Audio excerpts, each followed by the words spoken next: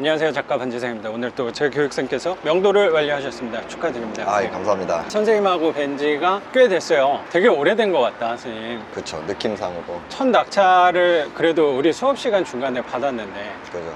명도 시간이 얼마나 된 거예요? 6개월 정도. 6개월. 명도에 관해서는 체념하고 계셨었는데, 그렇죠? 그쵸. 무슨 여기 위치가 어디예요? 용인, 처인구, 독립리. 모연읍인데 광주 오포와 경계선. 네, 맞습니다. 되게 특이한 지역이라고 생각해요. 네네. 선생님도 다주택자인데 대출이 나온 거고, 그쵸. 선생님 경매를 시작하게 되고 낙찰받고 명도를 시간이 상대적으로 오래 걸린 편이라고 생각은 좀 네. 들어요. 그 이유에 관해서도 이따가 한번 여쭤보는 걸로 하고, 우선 소개 좀 부탁드릴게요. 나이는 41고요. 하는 일은 반백수인데 이제 그러니까 저와 비슷하게 되게 사셨었는데 네. 최근에 일을 하신다 그래서 제가 깜짝 놀라긴 했거든요. 네. 이렇게 그래서- 재산이 많으신 분인데 왜 일을 하고 계셨나라는 생각도 조금 들어서 네. 와이프는 커피숍 하고 있고. 지금 또 사모님께서도 이렇게 항상 이 두 분이 자주 다니신다는 생각이 좀 들었어요. 뭐 하시면 항상 사모님하고 심심하니까. 두 분의 금술이 좋다는 생각도 들어요. 얼굴에서 느껴집니다. 하시는 일이 반백수인데 어떤 일을 하시는 거예요? 회사 다니고 장비 만드는 회사인데 어떤 엔지니어- 장비예요? 이거 물어봐도 돼요? 원래 원래 옛날에 했던 일인 거예요? 그쵸, 원래 회사에서 만났어요. 오. 연구소 위에 상사. 아, 정말로요? 사내 연애 하셔가지고 결혼하신 거구나. 그리고 두 분 다 퇴사하신 거네요? 네, 회사하고 와이프는 커피숍 차리고 그쪽 커피숍 사업도 하시는 거고. 예전에 이제 세 개를 한 번에 동시에 차리고 그 그리고 돈을 엄청 벌었겠어요. 아니에요. 자영업을 하면서 많은 깨달음을 얻었죠. 사업도 이렇게 좀 하셨었고. 사업이라고 거창하게 말할 건 없는데 기계 쪽이니까 네. 관련 업체가 있으니까 그쪽에서 뭐 장비 사가지고 사업자 내고 한 적은 있었어요. 아, 네. 선생님 경험이 참 많네요. 이것저것 잘 때려쳤다가 잘 음. 잘 갔다가 차리고 잘 때려주고 잘해요. 치고 빠지는 거 잘 하시는 거네요. 실증을 잘내서 그러다가 선생님한테 맞는 게 있겠죠. 그렇죠. 네, 그렇게 찾아가는 과정이라고 저는 생각하거든요. 뭐 맞는 거는 우리 네. 딸이 저한테 한량 아, 따님이 보는 눈이 있네요. 정확히 아빠를 잘 보네. 저도 그 느낌 되게 많이 들었거든요. 무엇을 해야 될까 고민을 많이 하셔가지고 시간은 많은데 할 일이 없다. 그렇죠. 그래서 커피숍 하나 경영하고 계시는 네, 거고, 네. 사모님께서. 그리고 선생님은 지금 회사를 잠깐 또 다니고 계시는 거고, 네, 일단은 뭐 네. 네, 그렇습니다. 밥값이라도 충당을 돈은 벌어야 해야겠다. 되니까. 이 시간을 뭐하러 이렇게 허비하고 있나. 그렇죠. 생산적인 시간을 쓰기 위해서. 그렇죠. 지금- 뚜렷한 계획이 아직 없으니까. 아직 계획은 구체적으로 없는 거고. 수업 들은 게 올해 초에 들었죠. 거의 계절이 두 번 바뀌고 뵙는 거네요. 그쵸. 더 젊어진 것 같아요, 선생님. 아, 작가님도. 그러면 우선 집 영상 찍기 전에 한번 보고 왔는데 고민 없이 올수리 하는 걸로. 네. 여기 보니까 바퀴벌레가 엄청 많아가지고 네. 깜짝 놀라긴 네. 했지만 퇴치하면 되는 거니까. 바퀴벌레는 어떻게 좀 처리하시기로 하신 거예요? 처음에 인테리어 하기 전에 업체 불러서 하든지 아니면 네. 그 업체를 통해서 약을 받아서 상태를 보든지 이제 그 방향으로 할 거고, 처음에는 비용을 적게 잡아야 되니까 약만 사서 업체한테 저희가 뿌려놓고 네. 추후를 봐야죠. 우선 바퀴벌레 퇴치하고 수리를 할 건데, 여긴 싱크대도 오래돼서 싱크대도 당연히 새로 할 거고, 싱크대가 아까 생각한 게 한 200만 원 정도, 그거랑 화장실도 하나인 줄 알았는데 2개. 작은 화장실은 잘 쓰지도 않을 건데, 전 그렇게 권장은 사실 안 하거든요. 큰 거 할 때 200이고 요거에 100만 원이야. 그러면은 나는 할 때 하는 게 좋을 것 같은데, 보통 200이고 180 뭐 이런 식으로 되니까, 아파트라면은 안방에 달린 화장실을 사용 빈도가 높아지긴 하는데, 빌라는 사용을 안 하고 그냥 창고로 쓰시는 분들도 되게 많더라고요. 근데 편하게 2개 다. 고민스러운 건 그냥 다. 네, 왜냐면 이번에 인천에 아파트인데 월세를 주는 게 있는데, 그 세입자가 이제 1년 반 정도 살았는데 엄청 전화가 와요. 그래서 그냥 올수리하고 좀 높게 받을 걸. 그런 네. 것도 있죠, 분명히. 그러니까 뭐 제대로 네. 해놓으면 오래 갖고 있을 때 마음이 편한 구석은 네. 있는 것 같아요. 네. 계속 월세를 줄 거니까 그냥 한 번에 해서 그래요. 그래야지 전화도 안 오고. 2개 하는 거니까 200씩 잡으면 될 네. 것 같고, 도배 장판도 당연히 해야 될 것 같고, 한 100만 원 초반 정도 나올 것 같아요. 그러면 한 700. 타일이 발코니 이런 데도 좀 할 생각이. 발코니가 베란다 쪽도 있고 보일러실. 보일러실도 있고, 그래서 천 안에서 다 되면은 일단 해놓고 가는 게 낫죠. 700이니까 타일까지 하면 넉넉히 한 100만 원 잡아놓으면 될 것 같거든요. 그럼 800에 페인트가 사람 부른다 셈치고 100만 원 잡고, 900에 부대 비용 들어가는 거 하면 1000만 원이면 충분히 할 것 같아요. 샤시가 안 들어가는 가는 거니까 네. 등 같은 것만 선생님이 주문해놓고 도배 사장님이 도배할 때 등을 내리니까 아, 그렇게 하면은 조금 더 효율적으로 할 수 있을 것 네. 같고요. 그럼 1,000만 원은 웬만하면 넘기는 쉽진 않아요. 우리 거에서는. 아파트처럼은 하지 말아요. 네네. 그렇게는 안 하고. 아까 제가 카톡 보내놨어요. 그거 2개만 한번 연락을 해서 예약을 한번 잡아놔봐요. 나중에 수리하다가 막히는 거 있으면 중간중간 얘기해 주세요. 분명히 또 우리가 거기서 본 거 말고 집 수리 많이 해보셨잖아요. 하다가 찾아내는 게 분명히 있으니까. 골치 아픈 수리는 제 생각에 없어요. 누수 자국이 좀 있긴 했는데 지금 진행되는 건 아닌 것 같고 곰팡이나 뭐 습기 같은 것들은 없으니까 바로 할 수 있는 수리여서 저는 좋은 집 잘 받으신 거라고 생각해요. 전 채무자가 오래 거주하셨던 거잖아요, 거기. 예, 그쵸. 들어오셔서 수리도 한 번도 안 하고 살아서 지저분한 것 뿐인 거지. 뭐 집 자체가 안 좋은 집은 저는 아니라고 생각해요. 들어올 때 보니까 비밀번호 락도 돼 있고 네. 그 연식의 집인데 분명히 관리를 또 잘 하고 네, 했어요. 깨끗하더라고요. 화장실도 한 번 했어요. 그러니까요. 거실 화장실도 한 번 했다는. 거실 화장실 했고 방 쪽 화장실은 네, 안 안 한 했잖아요. 거예요. 네. 거실 화장실 정도 컨디션이면 천장도 돼 있더라고. 입주 청소하면서 거기도 닦아줄 거니까 세면대랑 변기 그것만 바꾸는 것도 나쁘진 않다고 생각하는데 이왕 하는 김에 다 하겠다 마음을 또 먹으셨으니까 네. 그러면 확실히 세입자 구할 때는 편할 거라고 세게 받을 생각하더라고요. 거예요. 선생님이 생각하는 최상의 선에서 네. 일장을 부려도 될 거라고 생각해요. 선생님이 시세도 이렇게 보셨겠지만 시세를 비교할 군데가 없잖아요. 없어요. 그러니까 이거는 깨끗이만 해놓으면 월세 받는 거는 줄을 설 거라고 저는 생각합니다. 항상 이거 하면서 제가 신기한 게 뭐냐면 이 영상 올릴 때 무조건 나가요. 집이. 아, 진짜예요. 뭐, 이 영상 올라올 때쯤이면 선생님이 이미 월세를 하나 받고 계실 거라고 생각이 듭니다, 선생님. 네. 경기도 용인 모현읍 97년식 2.5룸인 줄 알았는데 3룸 문을 뗄까 말까 고민도 했었는데 3룸이 훨씬 나니까 낙찰 가격 한번 여쭤봐도 돼요? 낙찰가는 9,800. 9,800에 낙찰을 받았고 네. 대출 혹시 여쭤봐도 돼요? 대출은 7,800. 7,800 대출 받았고 그래도 한 80% 선은 네. 나온 것 네. 같네요. 그러면 선생님도 다주택자 대출이 잘 나온 거고 선생님은 사실 대출 올해 봄에 받은 건데 명도가 좀 길어졌다 보니까 조건은 그때 받으셨던 것보다 지금이 조금 더 안 좋긴 할 거예요. 네. 그러면 명도에 관해서 좀 여쭤볼게요. 여기 원래 계셨던 분이 채무자분이 계셨었죠. 네. 원래 낙찰 받고 갔었잖아요. 바로 만났다 그러지 않았어요? 네, 그날 바로 만났어요. 낙찰 받은 날 와서 만났죠. 근데 왜 이렇게 오래 걸렸어요? 그분이 좀 상황이 안 좋았잖아요. 예, 상황도 안 좋았고. 사실 경매에 나온 채무자분들은 상황이 좋을 리는 없겠지만 그쵸. 조금 더 어려운 분이었다는 생각이 네. 좀 들어요. 길어진 이유는 두 번째 왔을 때 그분은 여기 집에 안 계셨고 근데 형님이 좀 노인이시고 약간 아프신 분이고 아드님은 또 장애. 네. 맞아. 그래서 이걸 그냥 집행하기에는 좀 그렇다라는 생각이 들어서 그리고 그 신청까지 다 했었잖아요. 해놨죠. 좀 기다려주자. 상의 끝에 사모님하고 상의 많이 하셨나 봐요. 와이프 명의예요. 아. 저는 대출이 안 나와서 그래서 집주인께서 오신 거였구나.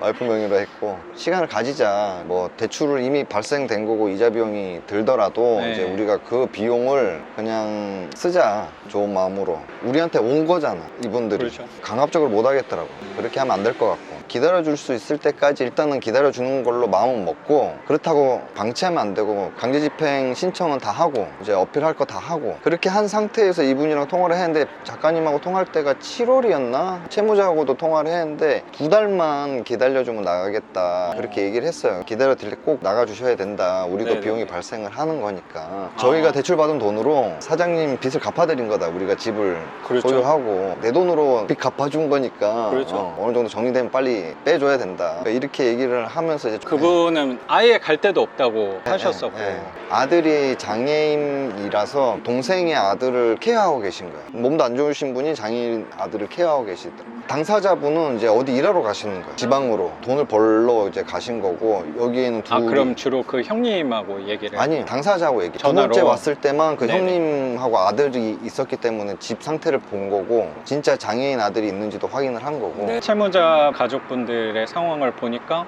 이거 절차대로 진행하는 거는 너무 마음이 불편하다라고 네. 생각이 좀 들었네요. 네, 그래서 기다렸던 거지. 7월 달에 마지막에 통화한 게 통화하고 두 달만. 30일 날 나가기로 약속을 했는데 제가 한 두째 주에 통화를 했는데 이분이 2달만 더 달래. 사실 그게 제일 무섭거든요. 협상을 할 때 월세로 사시기는 형편은 안 되는 재계약 분이셨으니까. 의사가 있었어. 제가 원하는 금액을 말씀드리니까 그분이 그거는 제 사정에 할 수가 없다. 보증금도 그렇고 월세도 그렇고 그러면서 이제 요번에 말씀하시는 게 2달만 기다려 주면서 한 달에 50만 원씩 드리겠다 해서 100만 원을 먼저 선 주겠다. 거절했죠. 임대차 계약을 정식으로 계약서 쓰지 않아도 그걸 월세를 받으면은 성립이 된다라는 얘기를 봤거든. 그러니까 내보내기 쉽지 않아진다고 하더라고요. 그래서 거절했어요. 이제 제 스타일대로 했어요. 좀 세게 통화하면서 욕만 안 하고 세게 했어요. 그때 통화할 때 바로 그러면은 나가겠다 30일 날 그렇게 해서 이제 나가게 되신 거예요. 이제 마지막에 볼 때는 또 좋게 인사하고. 아까 하려던 얘기가 뭐였냐면 이분이 2달만 달라고 해도 2달은 누구나 줄 수 있단 말이에요. 근데 2달 뒤에 약속을 안 지키는 경우가 되게 많으니까 또 그때 2달 기다려줬는데 또 2달 달라고 그러고 또 2달 달라고. 그게 우리 낙찰자 입장에서는 제일 두려운 거라고 저는 생각이 좀 들어서. 근데 선생님은 그분을 좀 믿어준 거네요. 제가 항상 법의 힘으로. 그쵸. 작가님한테 통화를 했던 게 처음 이거 물건이 동호수가 바뀌어 있었잖아요. 공부상하고 그거에 대해서 작가님하고 엄청 약간 작가님도 저랑 통화하는 게 불편할 수 있었던 게 이제 제가 되게 상기된 목소리도 있었고 했던 이유가 저는 기다릴 수 있어. 그리고 뭐 문제되는 거 없어. 다만 확실하게 해결이 될 수 있느냐 없느냐의 물건인가 이제 그게 중요한 건데 결론적으로는 이제 문제가 안 되는 거였죠. 작가님 말씀처럼. 근데 작가님이 확답에 가깝게 이렇게 딱 괜찮은 거예요. 뭐 전혀 문제될 거 없어. 이 작가님 스타일이 그런 스타일이 아니시기 때문에 이제 내가 얘기를 들어볼 때 거기에 대해서 약간 걱정하는 게 있었는데 요거 같은 경우는 강제 집행을 해놨잖아요. 언제든지 밀 수 있는 거기 때문에 편안한 마음으로 기다려 드린 거고 처음에는 이제 작가님이 알려주신 대로 그 방식으로 채무자하고 협상을 했지. 교육 때 말씀해 주신 거대로. 솔직히 이거는 번외 얘기지만 제 스타일이 아니더라고. 다음에 맞아요. 낙찰 받을 때는 그냥 제 스타일대로 하려고 약간 세게. 요번에도 이제 마지막에는 화도 나고 짜증도 나고 해서 제가 하고 싶은 얘기 다 하고 하니까 이제 그분이 나가겠다고 하더라고요. 그래서 지난달 말 나갔죠. 근데 이제 그 중간 과정에서는 그런 마음이 사실 있었지. 막무가내로 밀어내면은 저분들이 당사자가 채무자가 같이 있으면은 어디라도 가겠지만 둘이서는 딱 뜯고 난 다음에 어떻게 할 수가 없을 것 같은 거예요. 막무가내로 하긴 마음에 좀 걸려서 기다려 드린 거죠. 채무자가 전화를 안 받았어. 처음에 만나고 난 다음에 전화를 하니까 전화를 안 받는 거예요. 한 2달? 강제집행 신청하고 한 번 이제 오잖아요. 그리고 난 다음에 통화가 됐어. 근데 제가 선생님한테 가이드라인을 좀 드리잖아요. 처음 할 때. 제 역할은 그렇게 하라고 말씀드리는 건 저는 아니라고 생각해요. 저라면 그렇게 하니까 참고하셔라. 맞아요. 저는 뭐 그런 얘기를 아마 제 생각에 많이 드렸을 맞아요. 것 같고 절차에 대해서는 선생님이 처음 하다 보니까 인터넷 찾아봐서 쉽지 않은 것들이 분명히 있잖아요. 그런 것들을 얘기하자는 측면에서 저는 좀 열어둔 게 있는 거라고 그쵸, 생각하고 네. 그래도 선생님 소신껏 진행을 해서 합의가 잘 된 그쵸. 거라고 생각이 좀 드네요. 그래도 채무자께서 약속을 잘 지켜주셔서 6개월 만에 명도를 잘 하신 거라고 생각은 좀 들어요. 잘 하신 거라고 생각해요. 그게 선생님 방향이고 그게 정답이라고 생각해요. 맞아요. 제가 여러 번 해왔다고 하는 것들이 다 맞는 거는 당연히 아닌 거니까 선생님 방향대로 소신껏 잘 오신 거라고 생각해요. 그렇게 했기 때문에 선생님 지금의 재산을 일구신 거라고 생각하거든요. 그렇게 말씀하면 민망스럽네. 제 얼굴 안 나오니까 걱정하지 마세요. 아니 근데 작가님이 네. 교육 중에 하신 말씀 중에 결국엔 다 해결된다. 시간이 그렇죠. 문제지 결국에는 어떻게든 해결이 되더라. 그거는 확실히 느꼈어요. 그냥. 제가 굉장히 조급하거든요 마음이. 그러니까 뭔가 계획대로 딱 해가 딱 끝나야 되는데 요번만큼은 엄청 편하게 6개월이 그냥 아무 생각 없이 간 거예요. 그러니까 조급함이 없으니까 그때 돼가지고 알아서 잘 해결됐어. 설레발치고 했으면 또 안 됐을 수도 있어. 그렇죠. 기다려서 잘 된 것 같아. 경매하면서 제일 많이 배운 게 그런 것 같아요. 혼자 하는 일이 아니진 거잖아요. 사람과의 부딪힘이 분명히 생길 수밖에 없는 건데 내가 막 힘을 줘가지고 한다고 해결이 되지 않는 경우를 되게 많이 느낀 것 같아요. 맞아요. 그럴 때는 선생님 아까 말씀하신 대로 그냥 신경을 꺼버리는, 그냥 신경 끄는 방법 중에 저는 가장 좋은 방법이 지금 하시는 일처럼 내 본업에 심취하는 거라고 저는 생각하거든요. 중간중간 체크만 해주는 거죠. 언제 이사 가기로 한 거 약속 꼭 지켜라. 일주일이든 2주든 한 번씩 전화 정도만 해주는, 그리고 나서 신경을 계속 쓰는 게 아니고 본업을 집중을 하고 있으면 알아서 잘 풀린다는 생각을 전 되게 많이 했던 것 같아요. 저는 경매는 주업으로 갖고 가는 거는 부정적인 생각이 되게 많거든요.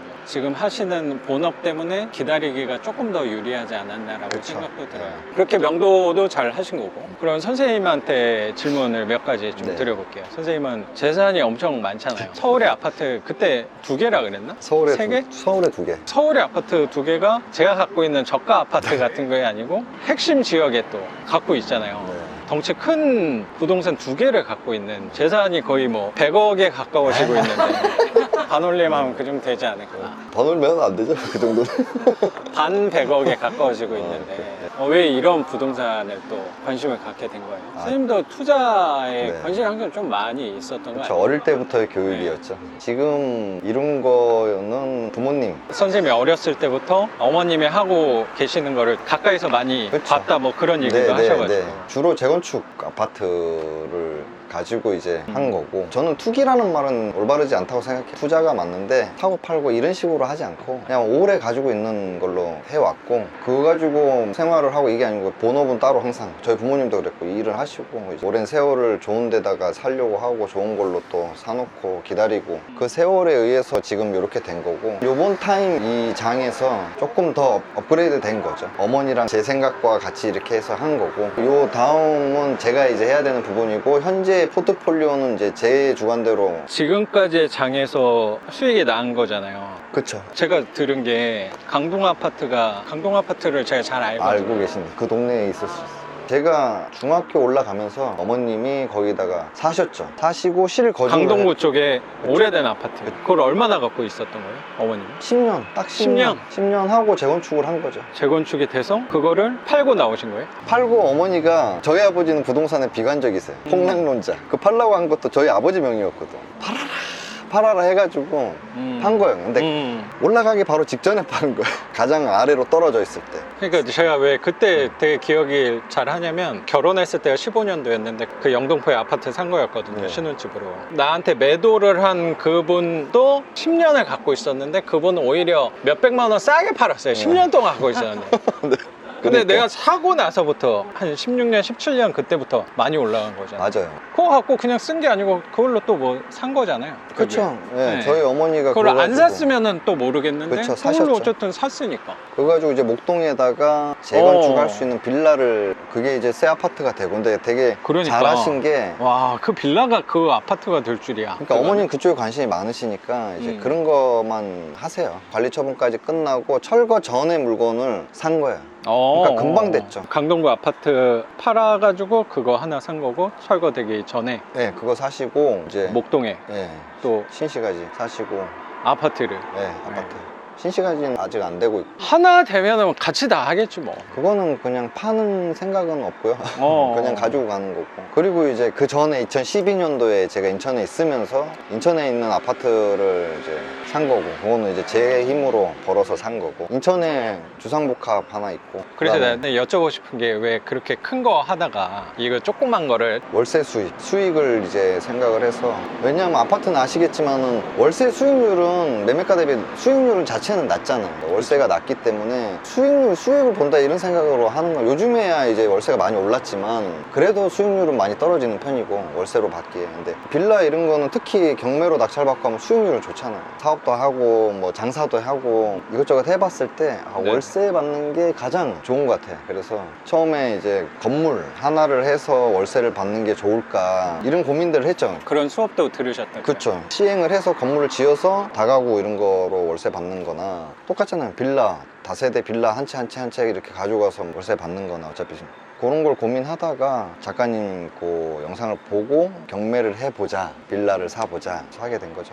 운 좋게 어떻게 교육 중에 드라마틱하게 그렇죠. 낙찰을 받아서 드라마틱하게 됐죠. 그것도 되게 드라마틱했던 게, 우리가 2등이었어요. 9,830을 쓰신 분이 있으신 네네. 분이 대리인이셨던. 근데 그 서류 인감. 안에 인감을 안 넣어주시고, 근데 가방에 있으셨어요. 근데 빨리 찾았으면은. 그쵸. 아니 판사분이 써서 없다 확인하니까 꺼내려고 하니까 소용없다. 아, 진짜로? 그 자리에서 소용없다라고 하시더라고. 이걸 막 가방에서 주섬주섬 꺼내려고 그 하시니까 시간 주는 법관님도 있거든요. 아. 끝내지 마세요. 꺼내지 마세요. 의미 없어요. 딱 보면. 갑자기 2등 해가지고 제 이름을 호명해가지고 된 거죠. 된 건가? 세 번째 입찰만에 명함 주시는 여자분들이 이제 30만 원 버셨네요.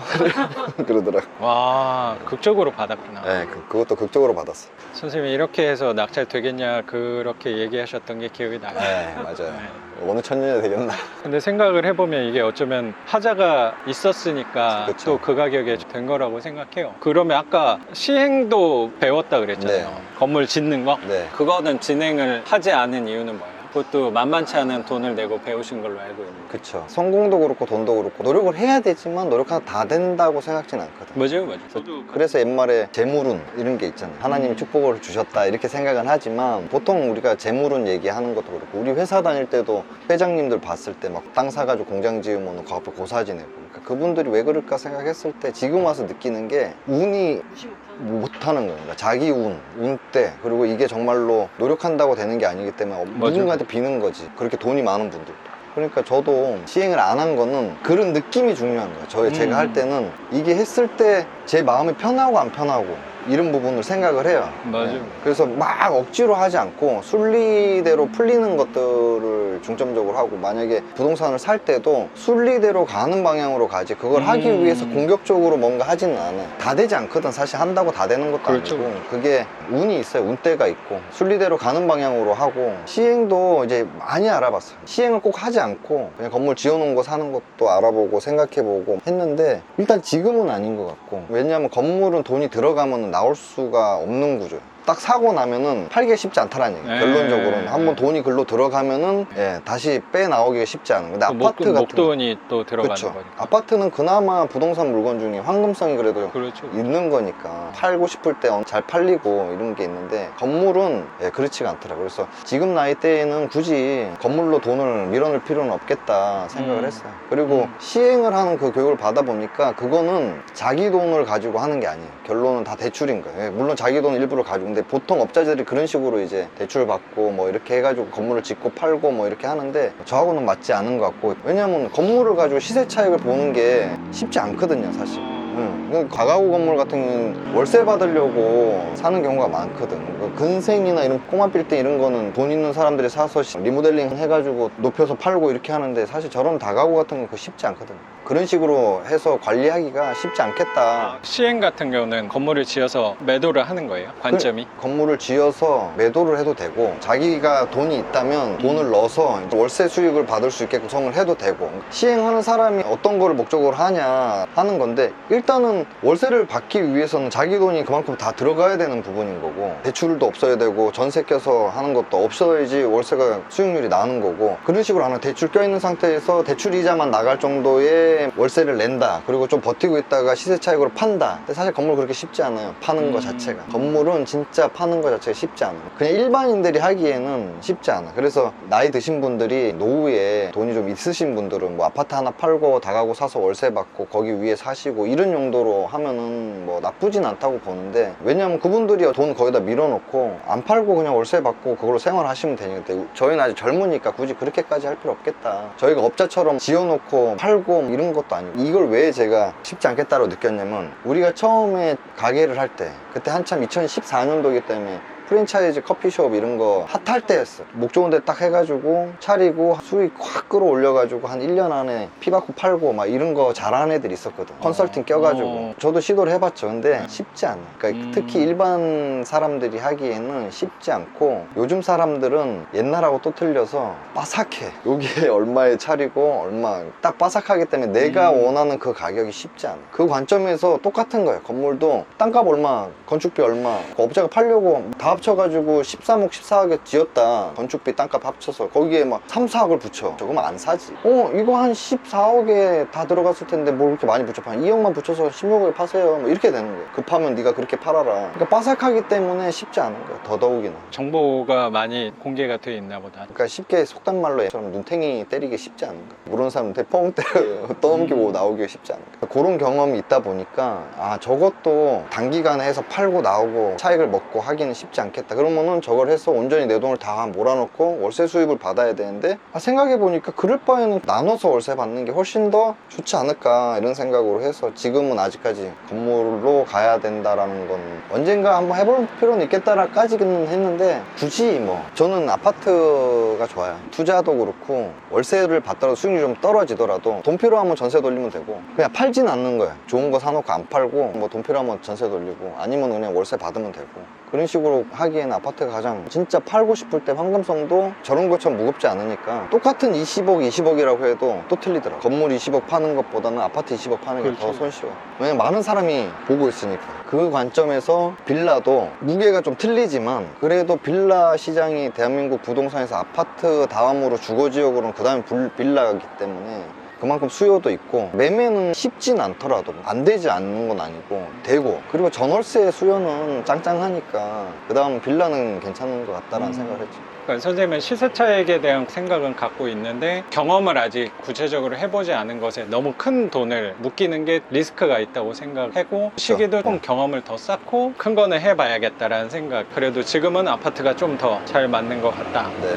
근데 이 월세 쪽으로는 조그만 건물을 하는 거는 안전하니까. 그러면 선생님도 이쪽 방향으로는 계속 하실 생각이 있어요? 경매 계속 해야죠. 계속 할 거예요. 근데 막 급하게 지는 않고 급하게 할 것도 없잖아요. 네, 그냥 천천히 오래 꾸준히 하게 해야 되겠다. 네, 무리하지 않게 2개, 3개, 4개 막 한꺼번에 받아놓고 머리 아픈 것보다는 그냥 뭐 1개 받고 다 해결하고 또 하고 이렇게 맞아요, 네. 맞아요. 어차피 재산이 많으시기 때문에 굳이 물건을 빨리 늘릴 필요가 있을까라고 생각도 들고, 우리는 젊잖아요. 그쵸. 1년에 하나씩만 해도 1년에 하나씩만 하면 좋겠어요. 그럼요. 속도는 그렇게 중요한 건 아니라고 생각해서 꾸준히 하는 거. 그리고 선생님도 이번에 하면서 제 수업하면서도 배운 게 있겠지만 직접 하면서 배운 게 훨씬 크다고 저는 생각하거든요. 저는 경매하면서 많이 배웠다고 생각하는 것들이 뭐냐면 불확실성인 것 같아요. 전에도 얘기하면서 느껴졌고 오늘도 얘기하면서 생각한 게 뭐냐면, 이 경매하는데 되게 힘들어하는 사람들은 일 같은 거 할 때 계획대로 착착착 일 되게 잘하는 사람들이 경매할 때 되게 힘들어요.